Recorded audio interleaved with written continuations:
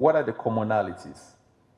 What are the areas where we can come together and bring these differences to actually make sure change happens? I said earlier that my comrade who was here before me spoke quite well about the definition of the conceptual aspects of space.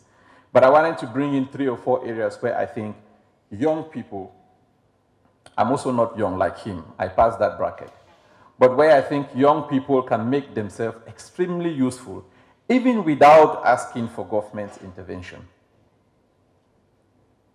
One of it I highlighted is in the civic area. And I'm going to talk about volunteerism later on at the end of my speech. My organizers want me to talk about that. But civic space, most people, when we talk about civic engagement, your brain automatically goes to voter registration, things around electoral processes. That's not really what I'm talking about. That, of course, is there. But I'm thinking civic engagement from a community point of view, where we are forced to forge alliances with people we do not necessarily agree with to make sure we bring our communities closer. That the social cohesion at the grassroots level exemplifies the lifestyles that we want to see for ourselves. So without necessarily spending all your capital in the political arena, like my brother said earlier, what is it that we young people can do within our community settings? This conversation might be a little bit far from you because you're in an urban setting and you might not have the realities of living day to day in a rural area. But even in this urban setting, what is it that you can do to begin a dialogue, like the Blaze dialogue? Dialogue that can be very tough. Dialogue about religious inclusion, about accepting political differences, about accepting sexual differences, about accepting difference in how people look. What is it that we can do as young people to start creating that space within a civic environment that would give us room to engage each other without being scared that somebody is going to wait for me with a gun outside? So I'm throwing this as a challenge to you. Get involved and define your own notion of civic space, different from what you have learned from the UN, from the World Bank, from academic. Find your own civic space and define it within your contextual reality. The second area I think we can all leverage on space without necessarily expecting government is in the digital world. Again, all of you would agree with me, Kenya is leading in digitalizing Africa. Some of the most innovative practices that have happened over the past 20 years in the digital world has come from Kenya. I was somewhere in Europe recently and I saw some of the things that I saw here in Kenya about 8 years ago now being used by banks in Kenya to facilitate financial transactions. Some of the apps that were created here. But beyond an application, the digital world now offers us an opportunity to organize ourselves in a way that we can use that organized platform to influence policy, to influence government. And here I'm really talking about digital in terms of the hardware, but also in terms of the software in the perspective of social media. Unfortunately, what we have also seen over the past couple of weeks and months in Africa generally is efforts by some of our governments to clamp down, shut down internet, cut off network for some people. We are not there yet in Kenya, so thank God.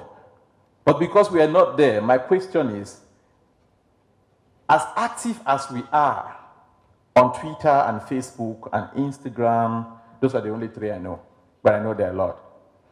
But as active as we are on these digital software platforms, ask yourself, for those of you who are still in school, what is it that you want to get out of this Twitter thing or Facebook thing? But by leveraging digital platform that allows you to communicate with a young person in Singapore, in Denmark, in Belgium, in Cameroon, in Nigeria, in South Africa, you can be employed without leaving your house. You can create space in that digital air where you still leverage the potential that you have harnessed through formal and informal training for your benefit, for the benefit of your family and your country. But how do you interact with that digital space differently? You know, all of us are on Twitter. We retweet, we send the funny stuff. What goes viral are usually the insults or somebody trying to bring somebody down. It's difficult to see a young person that have created, I don't know, I was in Uganda yesterday with some of you, and I heard a Kenyan said she started off a business of selling chapati on the street, and now she's able to feed her family and an entire community, a young lady. It's difficult to see things like that go viral online. My challenge to you is, how do you look at those potential areas and those soft spots and those sharp entrepreneurs and help create a network to propel them and sell them so that they can then get access to the banks, so that they can get access and the ears of the policymakers, because more people would know what they're doing. But how do you leverage that digital space, soft and hardware? The third aspect, I think my colleague spoke about quite eloquently, is public space. Public space can mean so many things. Some people can say public space to them is sports and recreation. You know, they just need a place to go and relax, like literally defining the word public. Some would say for them, it's more about the cultural aspect, the music, the arts. Some would say, no. For me, public space is how do I engage in political, economic, and governance processes of my country. I'm not saying, how do I ask the government to give me space, but I'm saying, how do I force myself into these discussions? I know I'm running already above my 5 minutes, so I'm going to conclude. And I'll conclude with volunteerism, because I have been asked to talk about it. When I joined the United Nations Volunteers Program, I was motivated by one thing only. I was motivated by the fact that there's an agency without the UN system that brings in people who are willing to selflessly serve their communities. For most of us, volunteerism is a way of giving back. It's a charitable mechanism. That was my idea before I came in. When I joined the organization, I then realized that it's way more than that. That volunteerism is not just a charitable thing. It's not something you need to just take a year off to go and volunteer. That volunteerism for most of us is a way of life. We grow up helping in our household. You help your little sister, your little cousins, you sponsor them, you pay for this, you do. We all in some way have helped, and we have been brought up with this mindset of volunteerism.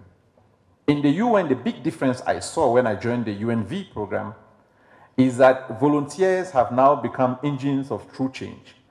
So I'm saying to you all, if you're thinking about making change beyond your structure, beyond your own individual construct, think about volunteerism.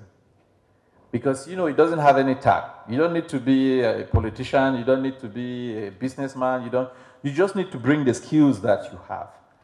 And because in UNV, we accept people from every background. From whether you're an engineer, you're a doctor, you are a nurse, you're a vulcanizer, there's a modality that would accommodate you and give you the opportunity to volunteer here in Kenya or to go outside in other countries in Africa or globally to volunteer. We have now decided to structure our entire volunteerism program around the Sustainable Development Goals. So you think about volunteering, think about the goals, and ask yourself, where would you best fit? How would you want to define yourself? How would you want to fix your resume? And we're trying to set up partnerships with some universities here in Africa where we can actually begin to help young people fix their resumes and prepare them for opportunities beyond their countries. So I urge you all to visit our website, unv.org. I urge you all to sign up, fill up your resume. Kevin is here, my colleague, he can also guide you for those of you who are interested. But more so, I urge you to change your mindset and think about the spirit of claiming your space and not receiving and not waiting for space to be given to you. Thank you very, very much.